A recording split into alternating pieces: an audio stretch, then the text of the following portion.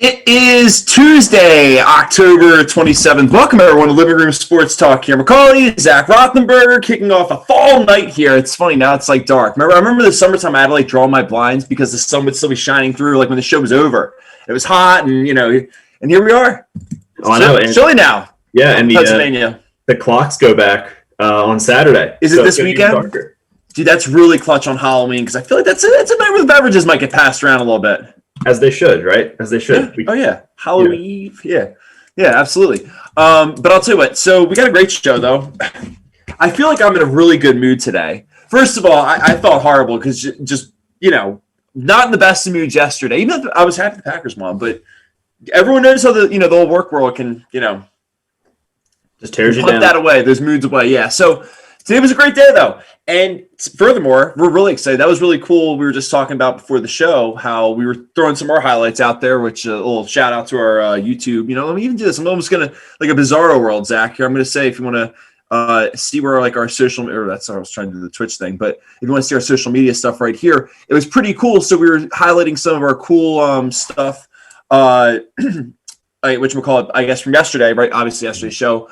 And it was neat. We did our Mojo Monday highlights were up there and we tagged, some folks in our respective ones. And it was really cool having Malik Taylor respond to us and obviously really pulling for his career and stuff on the show. And it's just cool. I think, right, because dude, you hear me complain about how busy I am and how busy you are, right? We talk about it all the time. And it's one of those things where I'm like, damn, like that's nice though. I mean, right, we're still trying to find our way, in the podcasting world and stuff. That was really cool for him to take time out of the day to respond to us, and stuff. And like I said, we're really pulling for him. That's really cool. But yeah, we got a great show lined up for today. So to stick with the NFC North, hey, that's also why, I'm not going to be that child and just like be smirking and be like, so the Bears got smoked yesterday like a cigar. But they did, right? And I think to a point, I did say this, right? I want to make this point. I'm really pissed off because I actually had a really great clip of you. I almost want to find a way to build this in real quick but as we keep going along, because you had a great 25-second take on the Bears, what you thought yesterday, and it completely came true to a T.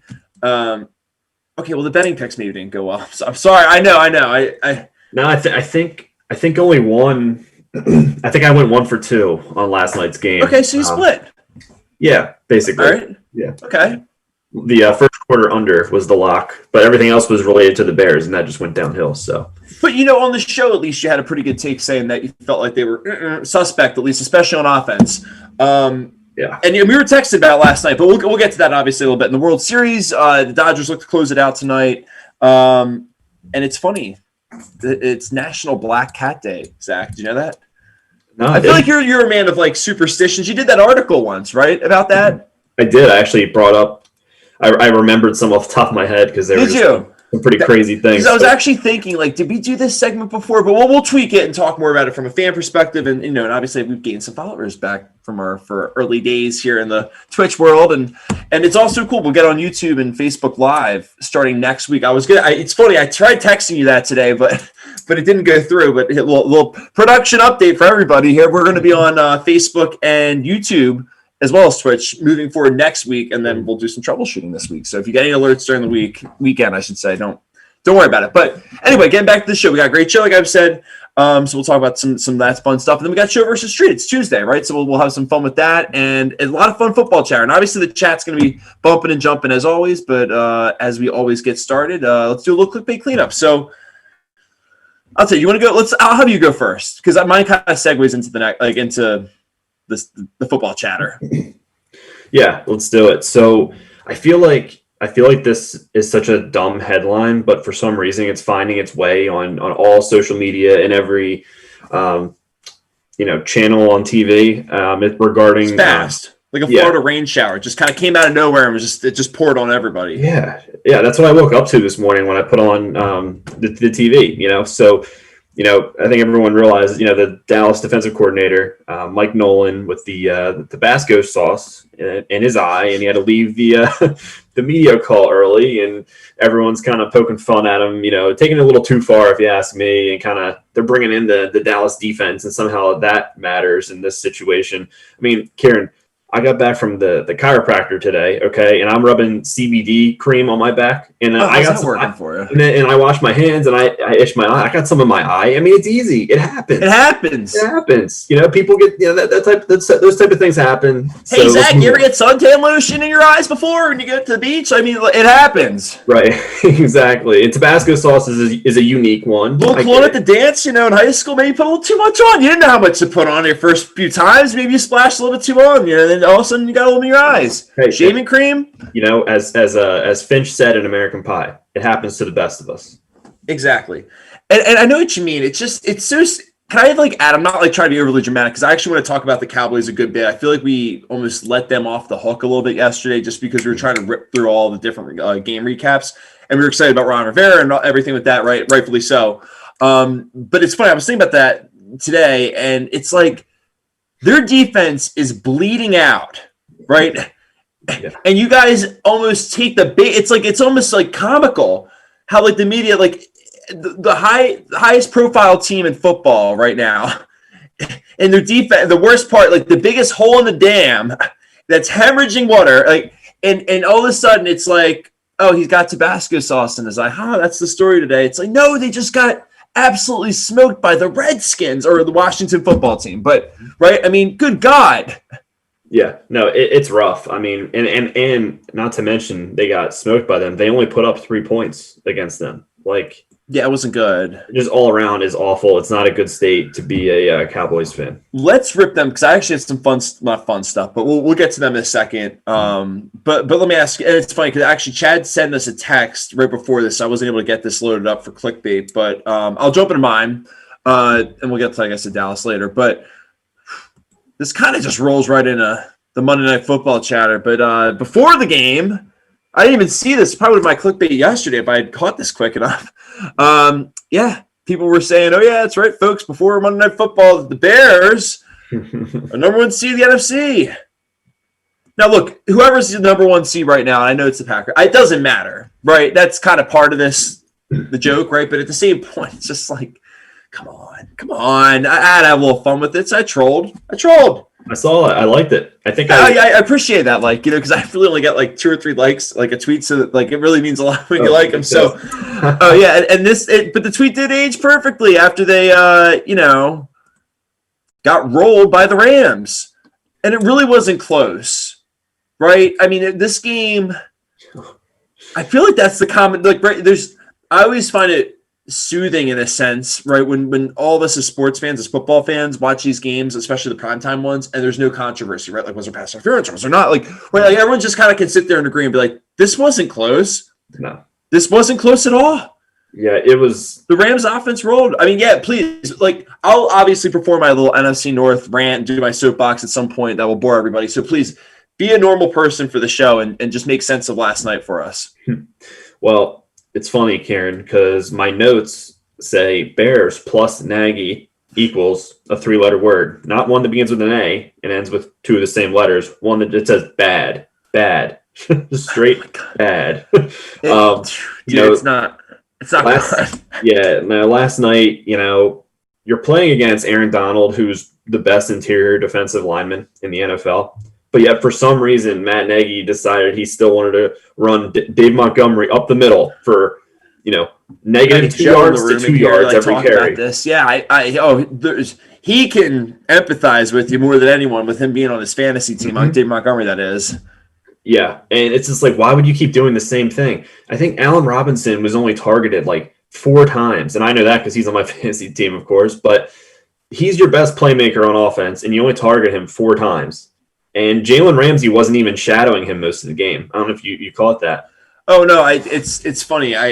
No, keep going. I got my. I'm just because I can't knock you off this. You got it. Keep going. No, I just think the coaching was absolutely horrible, and the amount of times they ran the ball when they were down by 2+ scores. It's what are you doing? First of all, that was one of the worst offensive 4th down performances I think I've ever seen in a football game. All the attempts, right? Mm-hmm. Starting with Cordell Patterson with that little shuffle play that's from middle school, right? Good God.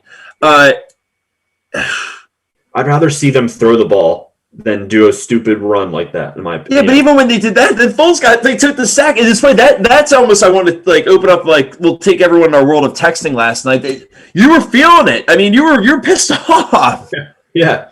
I was pissed off because for fantasy implications, then I needed some. And financial fantasy, you had both F's involved. Yeah, F and F, financial and fantasy, and he F'd you. Yeah, I mean, but really, I mean, he did. I mean, it was the way I look at it. Right, I think a lot of Eagles fans, if they're watching this chat right now, or not even the chat, but just watching the show or listening, they might be nodding in their head. And Chad's the ambassador for this club. I saw him tweet it last night. Actually, I feel bad. I don't have the tweet loaded up right now. But he oh, look at that tweet, or look at that little chat. I want to become famous. Well, don't root for the Bears because, that wasn't so. That doesn't make it famous how they played last night. All right, anyway, but Chad was basically saying how this is what you get with Foles and why he never went with that crowd saying that, maybe you should look at Foles over Wentz, right? Like, I agree with that 100%. And I think that's kind of why I keep saying on the show, he's a relief pitcher. You know what I mean? Like, he reminds me of an Andrew Miller type guy, but like good enough to get you, and even like on a hot team that can make a run like the Red Sox. I believe we won a World Series with the Red Sox, right? And they went to the Indians the next year, and fell short. I think if I remember correctly, but I could be wrong on that. Nevertheless, right? That's kind of what he reminds me of. Like, he's good, but there's definitely bad, and when it's bad, it's really not good. And he gets hurt sometimes. Like it's like a triangle, but like the top of it's beautiful, right? Like the peak, but like the angles are not good. It's not an isosceles triangle. It's not like a nice perfect one. Yeah, it's an acute and obtuse, whatever. Yeah, but it goes back to what we said before about how the only place he's really ever performed is Philadelphia, and I'm trying not to be too hard on him because I'm having a hard time deciphering if last night was more so the Rams defense and a horrible offensive line or what. But so let me look bad in general.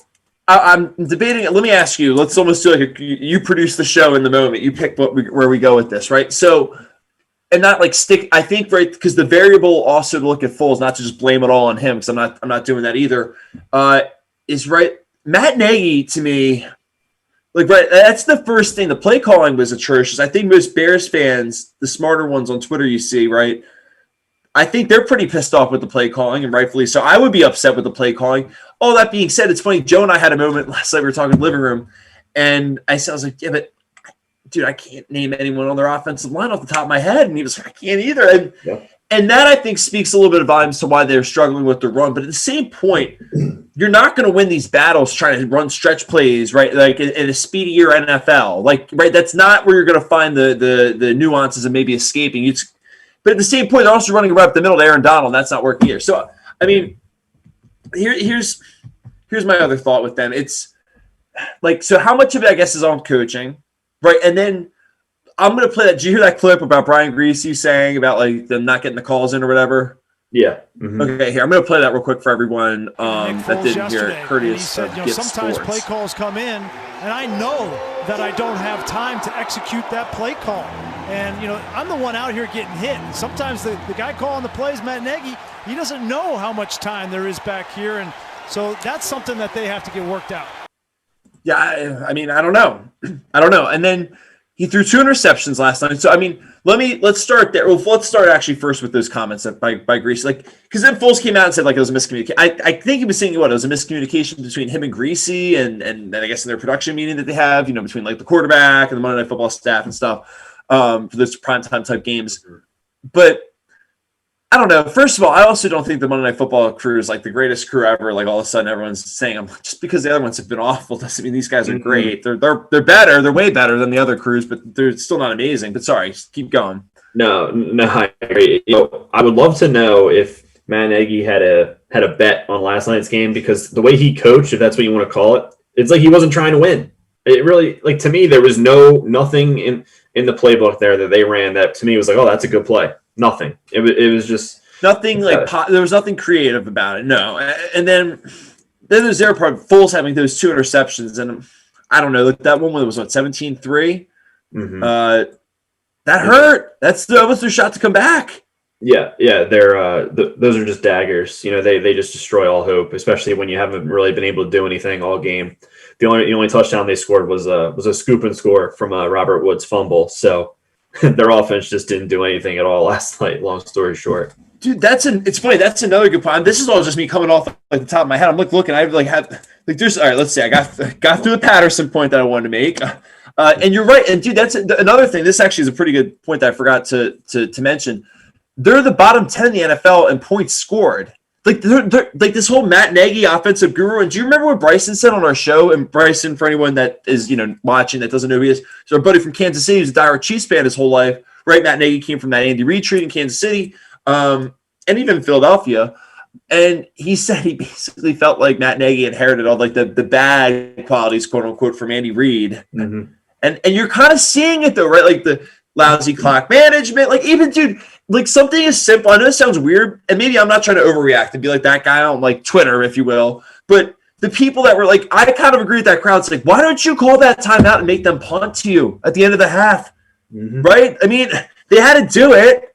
Lack of confidence. It's just weird. Exactly. Because it goes back to when he said. It's so funny you say that, Zach, because everyone forgets the comments he made last year. I wish like hell I had the comment to play up right now. Do you remember last year when they had Trubisky take a knee? Mm-hmm. And then they went to was it the Chargers game? It was the Chargers game, I think, wasn't it? Mm-hmm. Yeah, and then they took a knee, they lost 2 yards, and they missed the field goal, like it hooked right by or left or whatever by a yard. And and then that was his thing. He was saying we could have fumbled the snap, like all these things could have went wrong. But he was like, what are you saying about your team? Yeah. If you believe all these things are a possibility, like I mean, sure, it's like me saying like I could die walking out taking the trash. It's like you could. Yeah. But like, I mean, what's that saying about your confidence in living, right? Like you're not really living a good life if that's the way your mindset is. Yeah. And the stuff with the kickers, and I mean, dude, oh man, they're hard. And the funny thing is, and I'm not trying to be that guy because I obviously have this big old smirk, and anyone that's just like he's just basking in this, and I probably am a little bit, but what are you gonna do? You can't fire these guys. They're 5-2. Like that's what's so funny. They're a pig with lipstick, but they're still a pig. Mm-hmm. I think, right? Didn't we just learn that last night? Yeah. They're easily the worst 5-2 team in the entire league right now. There's some teams with worse records than them that I think are better than them. Like the Dolphins at 3-3 look pretty darn good. Yeah. Compared to the Bears at 5-2. And I think we need to give the Rams some credit too. I mean, if you look the way they move the ball on offense, they spread the ball out. Like they shared the wealth last night. Josh Reynolds had himself a day. He was like the go-to receiver, more than Woods, more than Kupp even. And not to bring him up. I'm sorry. Stop.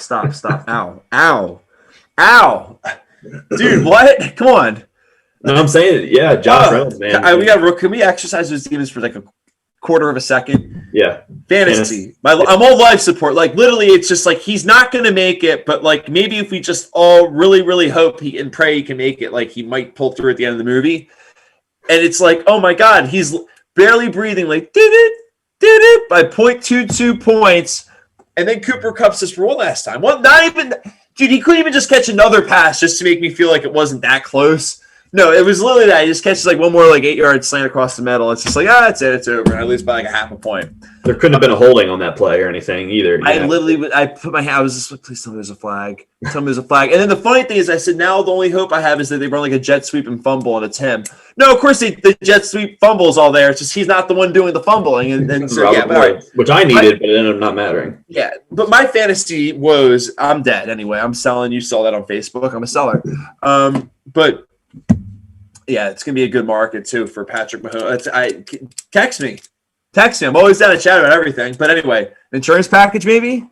Yeah. But anyway, yeah. All right, let's get back to the actual show because no one gives a damn about our fantasy league. Right? Okay, but you're right. The Rams had a really good game, and I'll add to that. I thought their tempo looked good. You talked about how everyone got involved. I agree, and I thought what they did right. I'll even pull up that first touchdown they did. Right, they kind of broke the huddle real quick, and then it was real quick, and then I'm trying to think. Drawing a blank on who 24 is for the Bears. But you saw he had to run across the field. He just couldn't pick him up in time. Mm-hmm. With Reynolds, that is. Josh Reynolds scoring that. I feel like I'm like doing like passes to the man right now. But Josh Reynolds scoring, right? But dude, how great was that video? Was that the first time you ever saw that video before? It was the first time I ever saw it. Boo goes the dynamite, really? Passes to the man? Dude, that's literally how I felt right there trying to like just talk through that highlight. But right, Josh Reynolds gets free right out of the break when they break the huddle. And I'm like I said, I'm drawing a blank on who 24 is for the Bears. And I wish I had a slow down version that I could play for the show, but how he's basically trapped running through the linebackers trying to get out there, but he can't because they like broke the huddle so quick. And right, the Rams are going to die every single game. But I thought basically, I'll throw it to you. You like a good fight. Mm-hmm. I felt like if it was two boxers, like the one just like they knew how to attack their opponent better and they won the fight. Like they just knew how to get at them and they just made them uncomfortable the entire time. They couldn't do anything they wanted to do. Yeah, they were prepared and they studied the opponent, and the Bears clearly did not do that, at least up to the Rams standards last night, and it showed. I just think the coaching. I think the talent is there for the Bears. I just think the coaching is awful. That's what's holding them back. Yeah. I mean, it's still hard to tell, though, right? Because also Pagano, I think, is doing a pretty good job with the defense. Yeah. But then it's like how I mean, but then there's a lot of like. Here's what's interesting about the Bears. Like they still like as good as the Rams played, they could have also ran them out of the building hard. They only scored 24 points, right? Mm-hmm. I mean. I'm actually very curious to see how Week 12 goes if the Packers offense is clicking at home because I would like to think, right, if Rodgers healthy, everything's going well, like hoping, knock on wood, right. But that being said, a high tempo type offense that is going to have to put up points, like that is not Matt Nagy's thing to put up points, and they don't put up points. So like, and I thought Kyle Brand had a good point on Good Morning Football too, saying that he felt like. You lose to the Colts in kind of an afternoon slot, but they got like this. Like you can't hide from a game like this. Everyone's talking about it. We're talking about it, right? This is a 1 o'clock game. We're not talking about this. No, we're breezing through and just saying like, well, this looks like they can't really beat great teams, haha. But like that's about it. Yeah, no, exactly. Yeah, when you're on the grand stage and you put out a product like that, you're toast. Can I throw one more thing? I'm sorry not to throw shade at your boy, but I'm very interested because you're really going to have a take on this. But your buddy Allen Robinson, right? Penn State guy, your boy from Penn State. I feel like I see, and this is really actually not really related to him per se, but like obviously it is with his decision making. But where I'm going with this, I hate watching Bears games and then going on Twitter and all the time just seeing like a load of tweets saying like, I feel so bad for Allen Robinson. His career's going to waste because he always plays with the worst. Like he was in Jacksonville and they played with the Bears. He signed with the Bears, right? Like the Packers offered him a contract. Yeah. And great. I'm not like calling like, him out for making the decision to go to the Bears, but I'm basically saying like, you can't, he signed there. Like he had the choice to go there. Right. I mean, and they paid him more. So like, I mean, I don't blame him for going there either. So at the same point, but it's also just like, let's not like, mix this up a little bit. Like what different, like this is not the beginning when he was in Jacksonville and he got out of there and then he picked to go to the Bears and he can opt out and go somewhere else he wants next year. Yeah. I think there's a lot of beef personally between, which they say there isn't, but I think that I don't think he's happy with his current contract situation. Obviously I think he wants to get paid. I mean, who doesn't? Mm-hmm. So I can kind of see that. And I feel like they're starting to get a dark cloud over Chicago, for your benefit. So that's good. But I can just see in his body language a little bit. He's still performing well, but I can see in his body language he just doesn't seem to be happy or pleased with the situation. Well, and I thought that Nate Burleson had a really good take on Good Morning Football today too. The Lions, man, they're real. They're the real deal. Yeah, I mean, that's even like a perfect segue into like kind of the rest of just like football chatter. But even right before we got on the air, I think it was like an hour beforehand. The Cowboys trade Everson Griffin, right, to the Lions for like a 6th round pick. I mean, basically nothing. 6th round pick. And look, I don't know how much this actually means, and I'm curious to pick your brain about it. But I mean, right, the pick's not a whole lot. He's played all right. Now he's kind of gotten a few games under Dallas. I don't know. I mean, he's an older defensive lineman. They're a team that's solid. I don't know. I mean, they kind of are who we thought they were. Ironically, like with Dennis Green, the NFC North reference there. But I don't know. I just charge on that one. But yeah, I mean, well, thanks. I appreciate it. Well, and the best part is I'm glad they're like. I'm looking like they're behind me. So, but they're good, but they're not like at the top yet. Yeah, I mean, but the thing is, dude, I was looking at their schedule. It's not that brutal. Let me pull it up real quick for us. So I wish I had this graphic for us, but we'll have to just do it on the fly. I'll read it for everybody, and that'll help our audio for the people in the future. Mm-hmm. All right. So I personally like Griffinville. to the Lions. I think that's good. I mean, they're not giving away much at all, and you're getting a veteran pass rusher, so I think that's a benefit. Yeah, I mean, exactly. You're taking a flyer for nothing. I mean, like, you're not expecting a 6th-round conditional pick to pan out either. So, no. I mean, right? So, all right. So here's what they got: the Colts next week, coming off of a bye, but they're at home. The Lions, that is. Then they're at the Vikings. Then they're at home against Washington. Then they're at the Panthers, home against the Texans, at the Bears, home against the Packers, at the Titans, home against the Bucs, and then home against the Vikings. So that's really not that brutal of a schedule. Yeah, just quickly, if I had to pick those games, I'm thinking like they go 5-5 out of that last. Yeah, and then what, they go 8-8, maybe like 9-7. Yeah, maybe 9-7 if they can pull off an upset here or there. Yeah. All right, I'm about to tell you, let's go on the flip side of that conversation, the Cowboys, right? And I feel like it's funny because I actually had this in my notes before the trade went through. I was going to say, right, the two teams I feel like I've heard that are quote-unquote selling are, right, the Cowboys and the Giants in the NFC East. So let's start with Dallas, and we'll get to the Giants in a second, right? But they just traded Griffin. That was one of the names that was rumored to go. I think Poe's another guy on the defensive line that they're thinking of moving.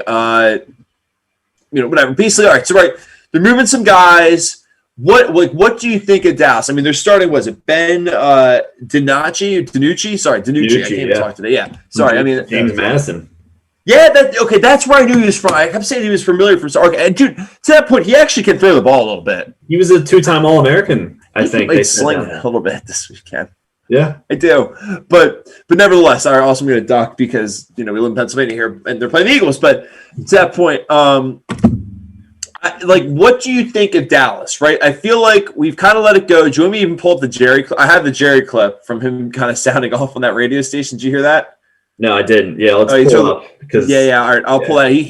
Because actually, it's a good way to kind of like roll into this, right? They're talking about the locker room and like, is there any basically leadership issues and blah, blah, blah. And this was courtesy of Dallas 105.3. Does your team have a leadership void?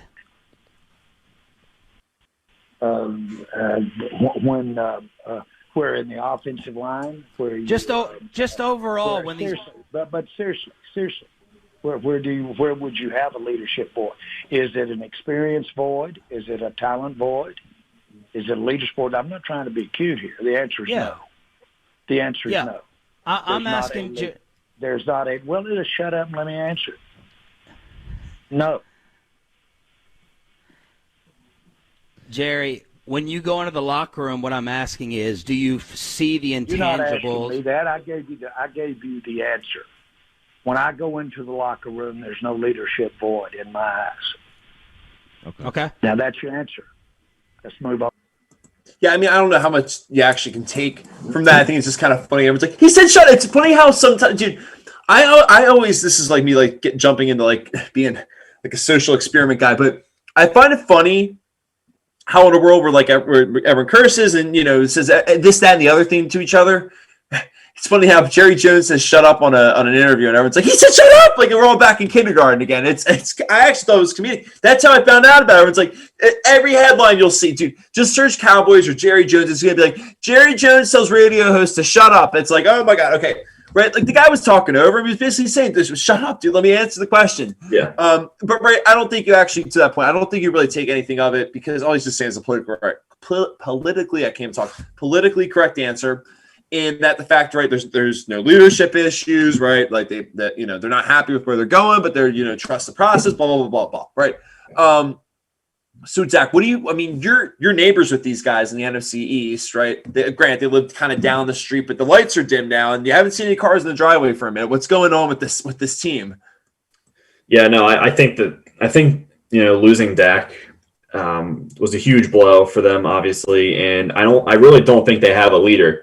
I think Dak is the leader, but after him, there's no secondary guy. There is no assistant to the regional manager, right? Like you look at Zeke, that a little Office reference, yeah. You like that? You look at Zeke, and my man, he's fumbling like multiple times every game, and he just looks like he doesn't care. It's like he got paid. Now he's just checked out. Stuffed. He ate too much. Like the feed me tattoo. He's stuffed now. It's like Eddie Lacy.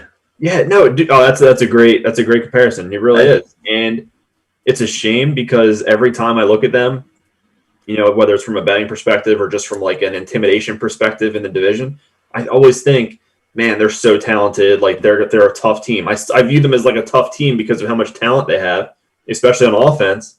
But it's like you watch them play and it's like they're a JV or a freshman football team. They're not easy on the eyes. No, honestly, I hate to say this and not like to make it about the Packers. It reminds me of his last year when they went 6-9-1. Mm-hmm. But it was just awful. Like those games when they lost to Josh Rosen and the Cardinals at home.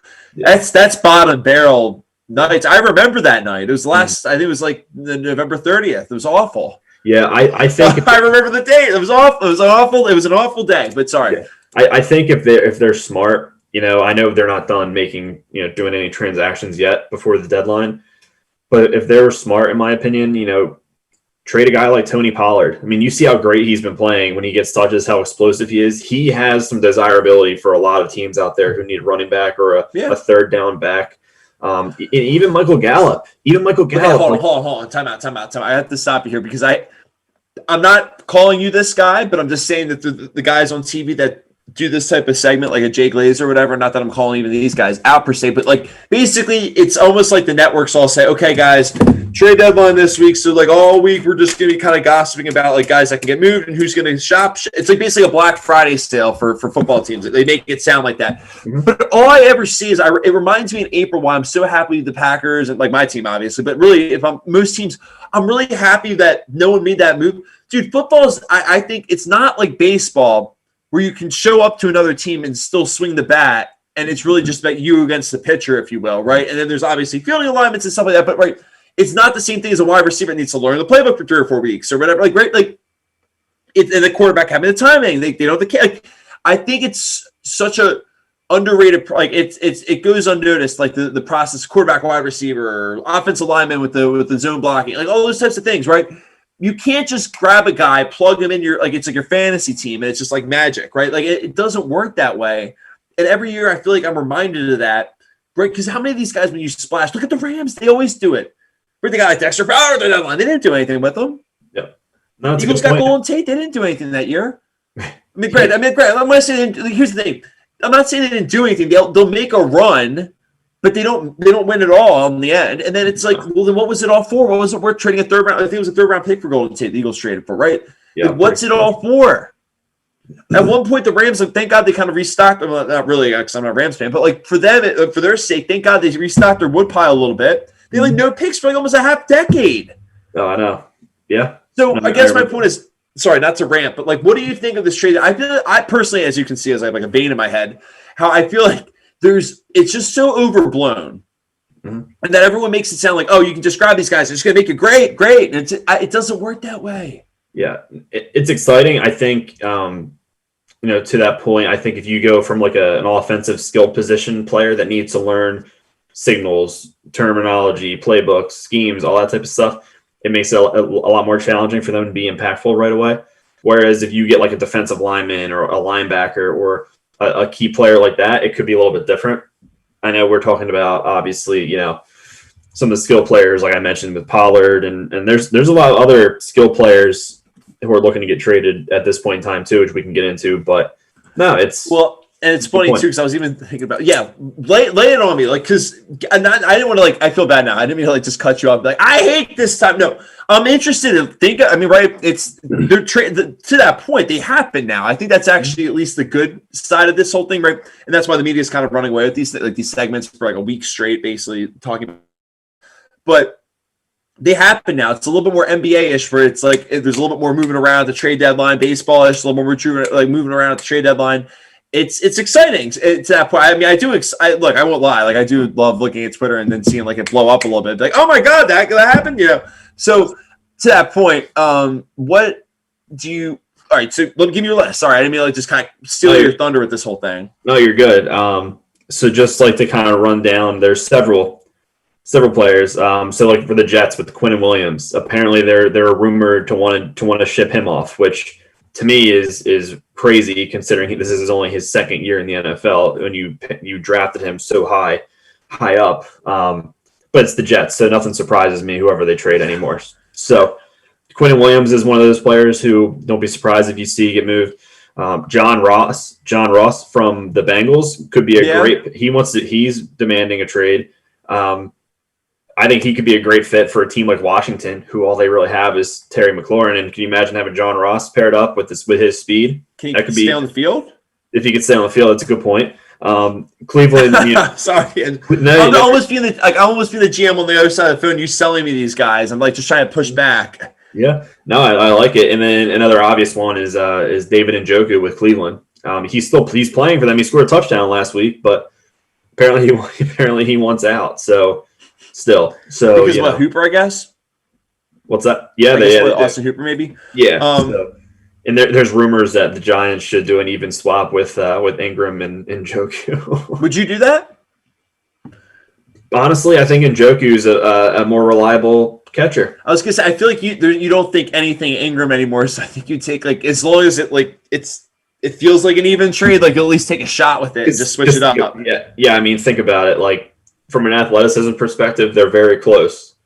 Ingram might have a slight notch just from a speed, but that's it. But when you look at what their careers produce, Ingram has like 20 some. I looked it up. Ingram has like 20 some more drop passes than Njoku does. Granted, the volume is probably different. Drop a lot of passes, man. He does. He really does. He drops a lot of crucial catches, like to win a game. Like we would have won last Thursday if he would have caught that ball. Okay. Yeah, it's the ones that make you go like, oh God, like Like if you bag of marbles for Ingram. I like that, Joe. Oh, you're right. That's such a good one. Yeah. So no, I would do that trade in a heartbeat because I remember watching that draft, and I'm pretty sure Njoku went like a little earlier in the first round, whereas Ingram we got him in like the 26th maybe. So yeah, when you look at it, I think it's an even trade. But knowing Gettleman, they would give Ingram in like a 5th round pick for Njoku. So yeah. Now it's funny. I feel like almost sticking in the AFC North there for a second with moving from the Browns to the old Browns in a sense of the Ravens, which I learned that like 5 or 6 years ago. That kind of blew my mind. But anyway, okay, right. So that matters. Des Bryant. This was clickbait, Zach. Yeah. Was this the one where we were talking about how flat that like those route videos were? Yeah, we did. This was back in the off season in the summer. I think this is when there's like no sports going on. We were like really, really itching, to talk about anything. So to that point, what do you think of this? Yeah, well, keep in mind it's to the practice squad, so doesn't mean he's going to play.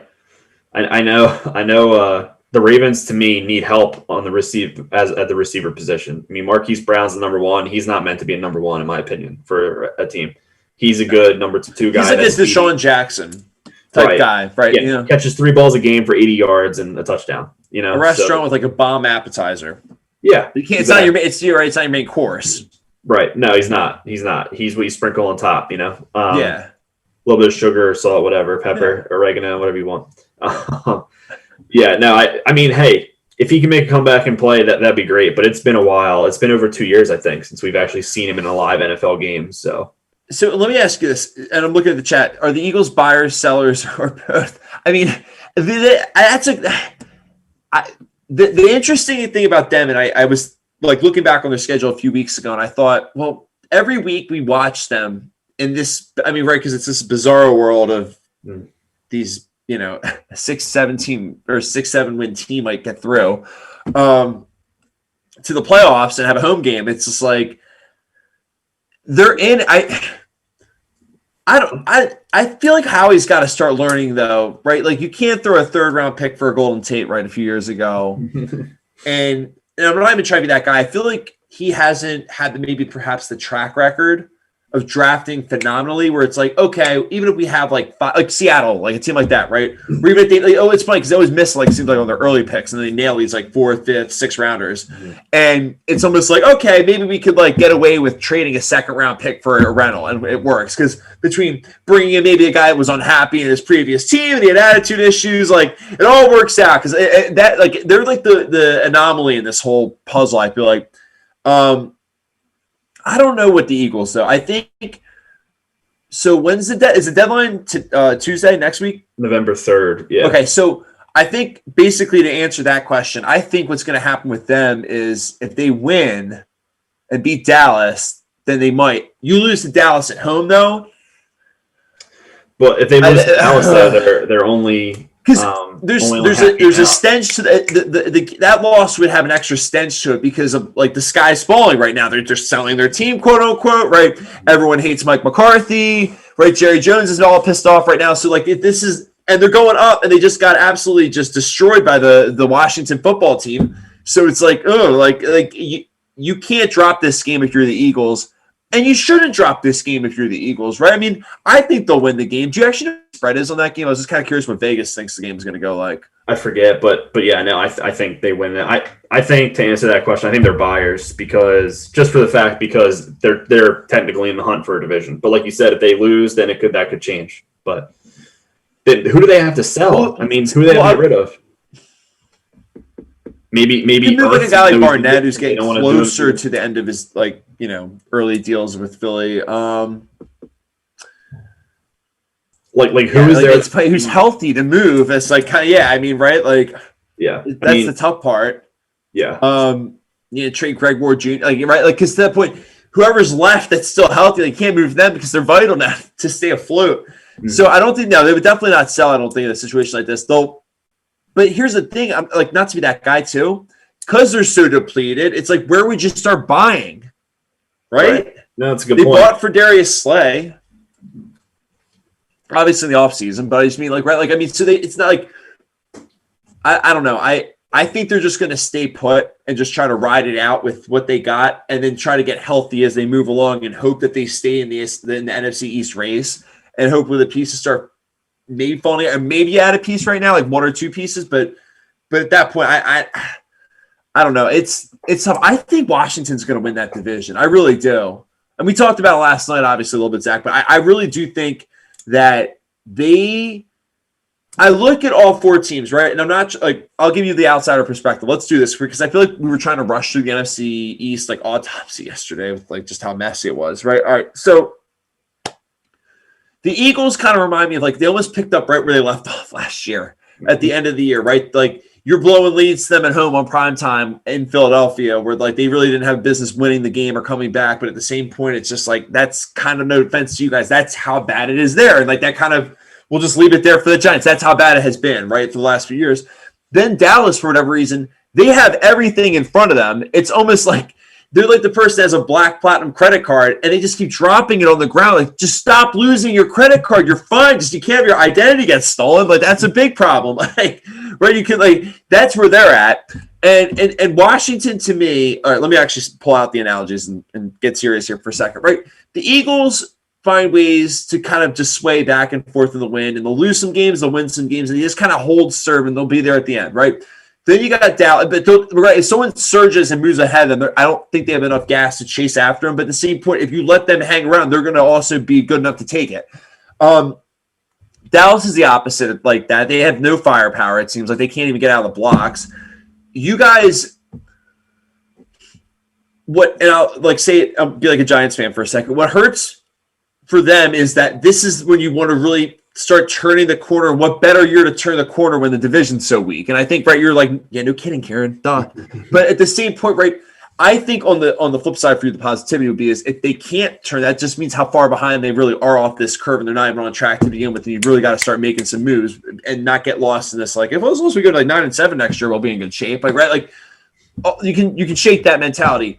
So the Washington football team with Ron Rivera and now moving like changes out of like you tried Dwayne Haskins, it didn't work. Your new coach and now he's obviously getting healthier, which is great for multiple reasons. But to that point, right? They seem to have the sauce plus their defense that can start like almost win games the way the Bears are winning, but actually with a little bit more merit to it, if that makes sense, right? Like they're not like coming back all the time, but they're also grinding it out. Their offense doesn't have to carry them. Their defense is going to carry them. Their offense is going to do enough.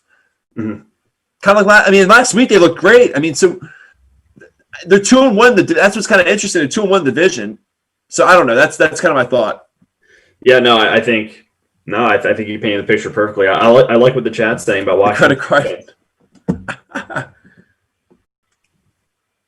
They need O-line help, the Eagles, that is. Yeah, I think Washington's defense is pro. That's why I really think they're going to win. That's why I really think they're going to win this division. That front seven is no joke, Zach. No, it's really not. I mean, what do you think? Because I don't want to also whisper in your ear and be like, if you start winning a couple games, you're in it. Listen, I've had that thought for the last several weeks, and it gets. Where are you right now? What's that? Let's just tell me everything about the NFC East right now. Where you're at? Yeah, no, I think the momentum is definitely with Washington, in my opinion, for sure. So, I don't know. You know how I feel about Ron Rivera. We talked about him last night. I just think that with the division being as lax as it is, it could take an 8-8 team or a 7-9 team even to win this division. And who's to say Washington can't do that? I think they definitely can. So they have like the mold. It seems like that could also start a little trouble when they get in there too. Mm-hmm. Yeah, for sure. I like what Joe's saying in the chat about Washington getting wide receiver. That's kind of like what I was mentioning with John Ross, or any other option out there. So for sure. That would be wild. That's a lot of speed. Yeah. I mean, McLaren is he's fast and shifty too, but he doesn't really have anyone else to pair with him. So I think that would be great. That would set them above. And there was one other. Oh, I was going to actually say this. So let's go from coast to coast here for a second and look at the NFC West. We kind of bypassed that thought, but let's be honest for a second, man. Not to be that guy, we're talking about the ugly side of this conference, right? Where there's someone's got to get in, even if they're like 5 games under 500. It seems like right now, jokingly. But now it's like the NFC West, the other side. They're like, we'll all get in, like we're good.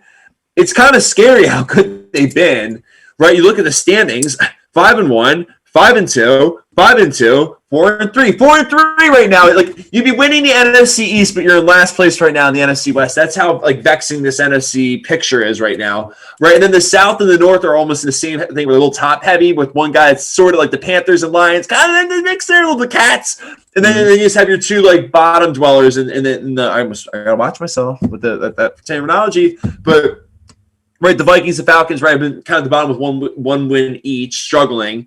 Right, but let's go back to the West here for a second. And I mean, we talked about it obviously yesterday. We're recapping the Sunday Night Football game, how great it was. But to that point, the Rams looked good obviously last night. The 49ers also, kicked the Patriots' ass. I mean, they really did from start to finish. Was the final score 30-6? 33-6. Yeah. 33-6. Okay, so even worse. So I stand corrected. So I mean, my God, dude. I mean, so what? Where are you? You love the Cardinals, obviously, but I think we can both agree that Seattle's like that. Like you're never like they're like the devil. Like they're like Walter White when Jesse's like he's the devil. Like they're always going to be there in the end with their black magic. Like the way the miracles always happen at the end and the Hail Marys and like all like the miracle comebacks. Like and it's to me it just scares me going up there. Like you like that. Like everyone knows they're great and they are great. And then the 49ers, like, wait a minute, we went to the Super Bowl. We're the best team in the conference last year. What? Like, right, they were. I mean, so they're the 1 seed. So it's like, okay, well, like they're good too. And then the Rams were just like, wait, like we're 5-2, and we went to the Super Bowl 2 years ago. I mean, you kind of actually stop and forget that the last 2 years, the NFC West represented the NFC in the Super Bowl. And it was two different teams, and neither were Seattle. Like, whoa, like that's pretty wild when you actually think about it. Yeah, no, it really is. And oh, thanks, Joe. Appreciate that.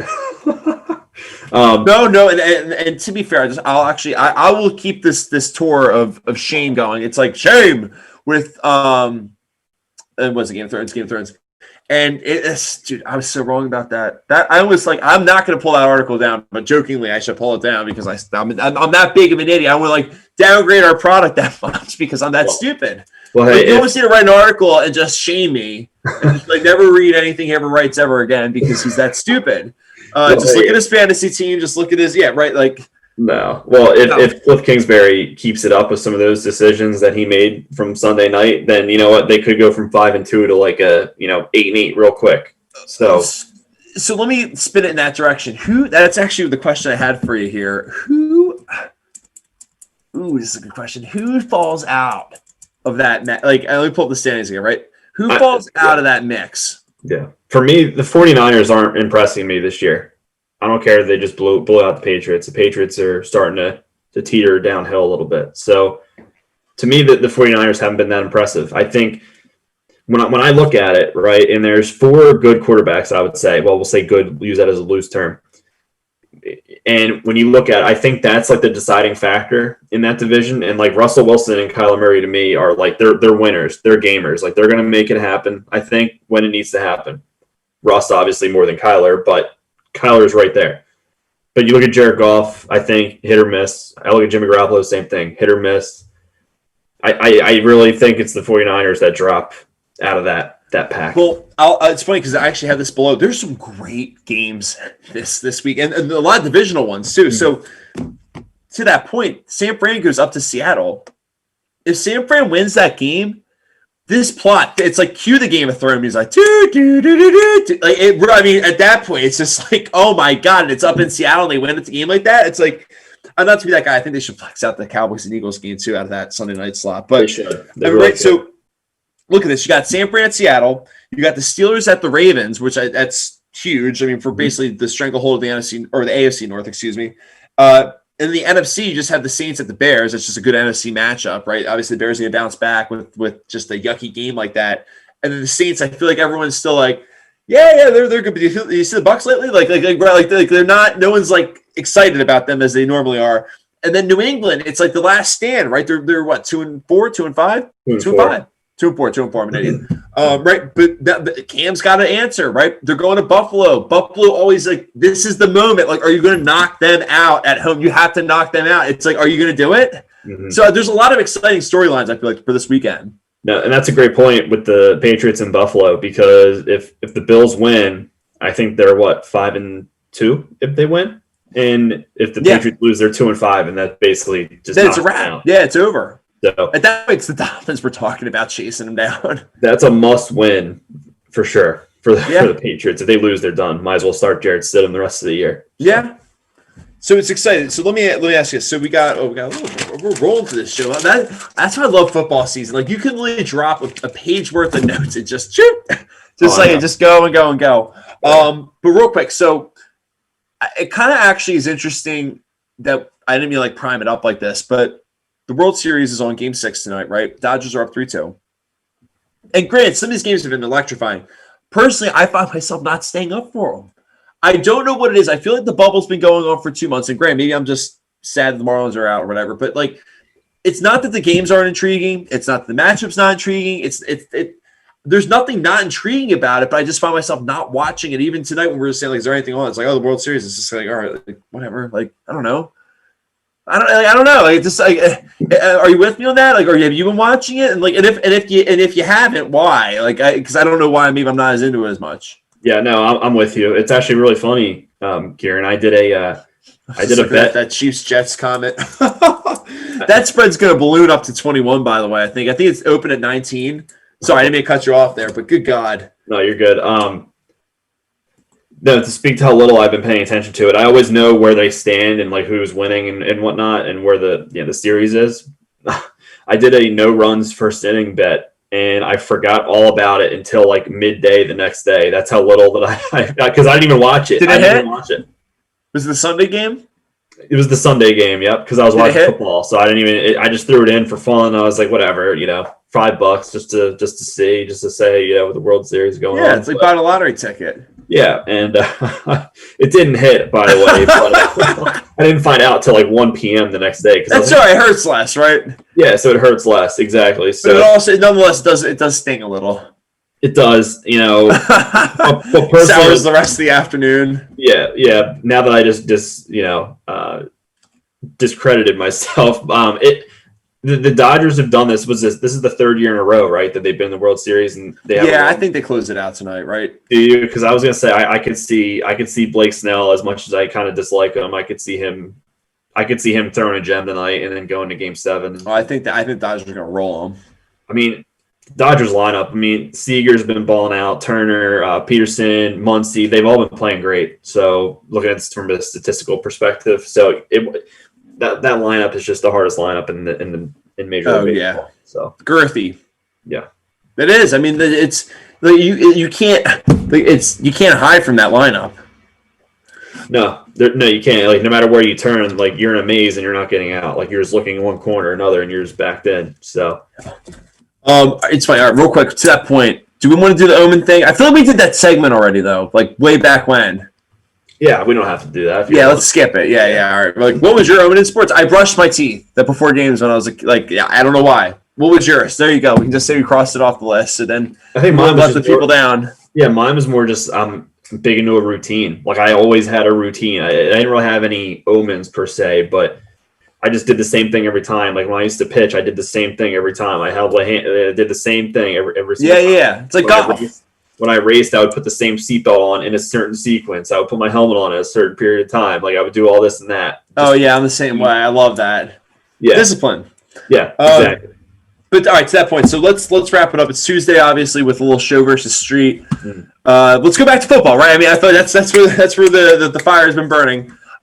So let's talk about this a little bit because I got some thoughts. By the way, it's funny. We were talking about I love what Joe G was saying about the Chiefs and Jets too. I was like kind of obviously laughing at that a second ago, but it's like, see, that Thursday night game sucks too. The Falcons and Panthers, like, yikes. Yeah, that's not going to be good. No, no, it's not good at all. It's not good. All right, but let's do a little show versus street. So, do you want to give everyone a little debrief for anyone that's new to our show that might not know what the segment's all about? Yeah, for sure. So, show versus street, where we each pick a topic where we ask one another what we think and give a show perspective and a street perspective. And the show perspective would be kind of your professional opinion, whereas your street opinion would be, if you caught them out on the street after a couple of beers at happy hour, what we really think. Yeah. So, yeah, that's what it is. All right, so to that point, do you want to go first? It's almost like, should we do a little coin toss? Yeah, let's do a coin toss. Let's keep. All right, I'll do the coin toss. You call it because technically you're away on this, and then you can defer or you can receive the segment. Ready? Yep. Heads. It was heads. I want to make sure the stream didn't stop because I landed right on the space bar with a crack. All right, you want the toss? You want to accept and start first? You want to go second? All right, you're taking it. All right, here we go. Let's do a little Dolphins chatter for you. Ready? And it's funny because I can actually stitch this together. This is a great tweet by our buddy Jeff Kerr that I saw earlier today. That he was just saying he wrote an article to say that Brian Flores dismissed that Ryan Fitzpatrick was trade talk as a quarterback, and blah blah blah. I think that it's kind of spot on. I don't think they're going to move him, but I also think it's a little bizarre they perhaps traded him. I think that's the seesaw part of this argument, right? So the Dolphins are 3-3. They haven't really been the sexiest team, but at the same point, they're not what they've been. So that's good. They're better than what they were recently, and they're having one of their better years past. So they moved to Tua, which I think there's a lot of excitement around that. So Zach, show and street, what do you think? And I just want to ask you, can Kieran's fantasy roster move a week ago when he took Tua? Does that all right, what do you think of this move? And let's actually start, let's spin it back to the Fitzpatrick side of things, right? What do you think of him? And what do you think of making this change? Yeah, no, I think making a change when you're 3-3 and you're second in your division, and like you said, it seemed to me like there was a ton of camaraderie and brotherhood going on in that team with Fitzpatrick as the leader. I'm sure it's going to stay the same or fairly similar with Tua and might warm up and get better. But to take the quarterback out from that situation just was very questionable to me. And it's kind of yes, I understand you draft Tua, all that good stuff, but your team is literally in the hunt right now. Why are you making such a drastic change if you don't need to? Yeah. So, and I feel bad for Fitzpatrick because there was a stat. I think he's thrown, I don't know the exact number, but he has thrown a lot of interceptions. He hasn't really been the best statistical quarterback, but I feel for some reason he's got this warrior/leader mentality that just magic. Fitz magic that just gets the team to really rally around him, which means a lot. And they weren't losing. They were 3-3, so it's not like they're losing every game because of it either. But yeah, I was shocked. I'm surprised they did it. That'll be my show take. That I'm just shocked they did it so soon. Pulling him and starting Tua, and But my street take would be it's Tua time, baby. I thought since the draft that they were going to start with Tua week 1. That's why I thought the Dolphins were going to be much better this year. Honestly, it was because of Tua, not because of Fitzpatrick. And so I just. Yeah, so I think that I think it's a good move for the reasons I just mentioned with Fitzpatrick's turnovers and kind of his carelessness at times and decision making, where I think Tua might be a little bit more methodical, and he's got 6 weeks. Well, actually, it'll be 7 because they're on the bye. or they were on the bye last week. So it's 7 full weeks with him kind of behind Fitzpatrick and kind of studying and learning. And I don't really know if you could have much of a better teacher than a Harvard grad in Fitzpatrick. So here's the thing, right? Because this is besides the energy part, like that's going to not be applied in this analogy, but I would almost look at it, right? Ryan Fitzpatrick is par golf. Mm-hmm. Straight par golf, just even par the entire Thursday, Friday, Saturday, Sunday. Yeah, you'll bogey a couple in a row, but then you get 2 birdies, or maybe but very little. It's like 3 and 3, like around. It's like it's even Steven, right? And it's like, don't you want to like try to have a guy who can drive it to the green? Mm-hmm. When you don't need that many strokes to get back in this thing, and I think that's par golf's not going to win you anything at the end.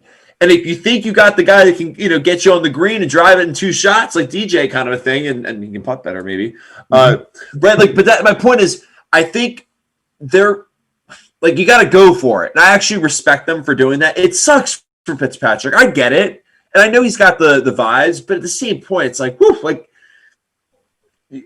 Especially look at Kyler, right? Like the juice he's going with. Look at Russell Wilson. If he's got that style of game, oh yeah, it's a problem. Yeah, it's a problem. And I don't think the Bills have done anything to necessarily get us all like super excited. Yeah, right. So I don't know. I think at the same point, it's like, why not roll it? Like it's right there. Like you're the guy behind you. It's almost like you're the guy at the party. I got the perfect analogy. Ready? This is the Dolphins' chances with flipping it up to 2 in a nutshell. Right? They're the guy at the party, and the girl that they're interested in is already having like she's in the Bills, but like it's all you got to do is go out there and make like a couple funny jokes, and she might want to start talking to you. But Ryan Fitzpatrick's just like, hey. And just walking away. Like, it's nice to say hi. It's good to say hi. I like when people say hi to me, but at the same point, you need a little bit more. You need to roll the dice and so maybe it has a good sense of humor that might tell the joke and break up that conversation with the Bills and roll it with the Dolphins. And maybe the night changes a little bit, Who knows? I like that. All Tua has to do is go out there and crush a couple beer cans over his head, and he'll get everyone's attention. Exactly. So, yeah. All right. To that point where yeah. Do you want to stick with the quarterback thing with mine? Yeah, I gotta ask. We start the show talking about some Monday night misery, we'll call it, with the Bears, and we're gonna end on it as well. So, do you think the Bears gave up on Trubisky too early, given the failure we've seen with Foles? So I actually thought Joe had a great point this morning, and this is my show take, obviously. It's funny because I think both are relatively no, you know what? Actually, no, that they're a little bit different. So my show take would be, and Joe had a good point, right? Like he's had multiple years before this. It's not like he had 2 games. Mm-hmm. And I saw Cat because at this point I watched Good Morning Football today. I'm like, you talking about all their takes. Like I watched it. Like I'm not gonna say it for the 5th time. Like I was watching Good Morning Football at one point. But no, I mean, it was a great show. But and Kay Adams was talking about how Trubisky hadn't lost him a game, which is technically true, and she thought maybe there's a chance he could have let him back in that Atlanta game.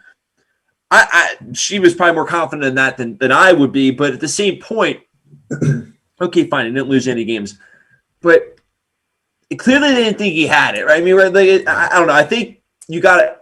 When I heard the report when he was going into his second year as a starter, I think it was, and they're like, he's going to start making checks at the line of scrimmage. I'm like, what? Like what?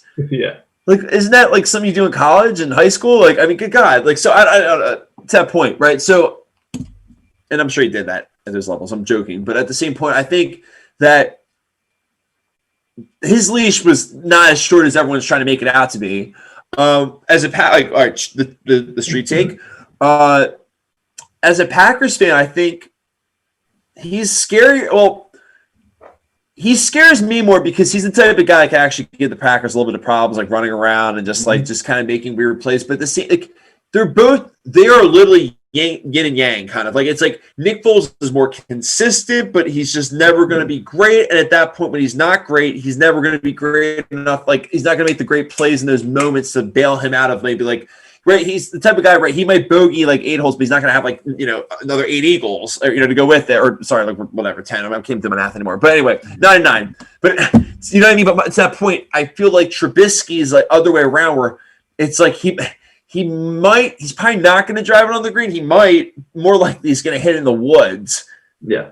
But I don't know. But this team might need the guy that can just get it to the green. I don't know. What do you think of that? Yeah. I think Foles should have been benched at halftime last night. I think you see the pressure that he can't. Foles can't run, right? Trubisky can run, and Trubisky's more athletic than Nick Foles. So you put him in the game, he can avoid the pressure, get outside the pocket, maybe run, maybe to the point where now they have to put a spy on him or leave someone home to kind of keep an eye on the scramble. And with Nick Foles, you don't have to worry about that at all. He's slow. He's not elusive, as we've seen. It's almost like the opposite. I was going to say it's the opposite of the Tua Fitzpatrick thing. I'm not comparing Tua to Mitch Trubisky, but I'm more just saying like you're kind of flipping back to the other side of it, saying like, I'll just take par golf is what you're signing up for with Nick Foles. Yeah, Nick Foles is very just vanilla, and I'd say Trubisky is it's vanilla with some chocolate syrup, but maybe not enough chocolate syrup to where it's like you want it all the time. Edie's vanilla, but the chocolate syrup might be pretty damn good. Right. It's like you're going to go from one end of the spectrum or the other with Trubisky, kind of like you just said with the consistency perspective. So, and just look at the chat too. Yeah, so the Bears coaching. I mean, so I thought their defense did take some shots. I mean, you look at that pass they completed with Robinson. Let me pull up that clip here for a second. That was like their one shot of the game. Well, he kept trouble. It's funny. I thought they took shots. I didn't think they did a good job completing the shots. Because I think towards the end he just had no time. Like Mooney was open on that one. He actually beat Jalen Ramsey on that one route. I mean, so at the same point, like if he has one more, but that pass, Ramsey might have thought he had safety help at the time. I don't think he did. I thought he started turning with him after that. I thought he got beat by a step. Yeah, he just got beat straight up. I think that play, because I was thinking about that play and specifically. If he had one more second of time or like half a second, I think he makes the throw. I think when he threw it, he just kind of threw it up, hoping that he wouldn't, So does it go back to their line? I think that's the smoking gun in this whole thing. Yeah, I think that's a big part of it. But yeah, because think about it. If you have a good line, you don't need a quarterback that can scramble necessarily. Especially a guy from the Andy Reid tree. Like, right, he had great lines in Philadelphia. He's got a great line in Kansas City now. And not even like, it doesn't have to be the best line of all time, but it's a smart line. It's a line that's not going to make a lot of mistakes. Yep. Right, these guys make mistakes. They commit penalties. They hold. They're a mess. Yeah, no, I think a mess is a good way to describe the Bears at this point in time. Yeah. Well, to it. This was fun though. It's a good time. I like the little show for street. Get back in the lab on a Tuesday. Oh yeah. Well, this is exciting too. So we didn't do it. Like I said, we're going to start next week doing a little. We're going to obviously stay on Twitch, so don't worry about that. But we'll also be co-streaming or whatever you want to call it, multi-streaming. It's like, how nerdy can you be right now, Kieran? Like, we can't even get, like, I'm like an idiot. I can't even talk straight. Like, but to that point, all right, YouTube we're streaming, Facebook we're streaming, and on Twitch we're streaming. So that's exciting. And to that point, let's just pull up everything for everyone so they can take a look at the old following up on stuff. So if you want to follow us on Twitch, do the old heart to the left, and you can subscribe to the right.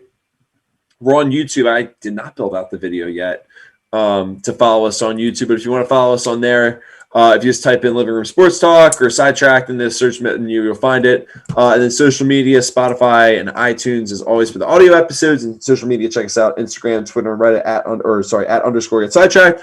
And then, like I said, on Twitch, twitch.tv/get_sidetracked, and visit www.get-sidetracked.com. And while we're at it, the holidays are getting closer. Yeah. So always check out the old SideTracked store if you want some cool swagger. Yeah. I'm not a fashionable guy, but I think the site's pretty cool. So maybe I might have to upgrade my wardrobe here and start looking cool. I love the designs that Kelly made. We're going to add some cool stuff to the store as well. So there's a lot of fun tonight. A lot of great laughs and a lot of good football chatter. The chat was great as always. I want to thank everyone for checking us out. Right. So Thursday night football, like I said, it's not good. Yeah. Panthers and Falcons. It's not the sexiest of matchups. No. But hopefully, whoever's listening has some of their fantasy players on their team and they can kind of have an interest in the game. Yeah, exactly. We'll have picks and everything for you. So yeah, it'll be a good show. So we'll have a lot of fun stuff lined up on Thursday. So we'll be off, like I said, tomorrow. back on the air on Thursday at 7 o'clock Eastern. But I want to thank everyone for watching and listening tonight and checking us out in the chat. So like I said, we'll be back on Thursday at 7 o'clock. We hope everyone has a great Tuesday night. We'll see everyone back in the living room here on Thursday. Cheers, everyone. Cheers.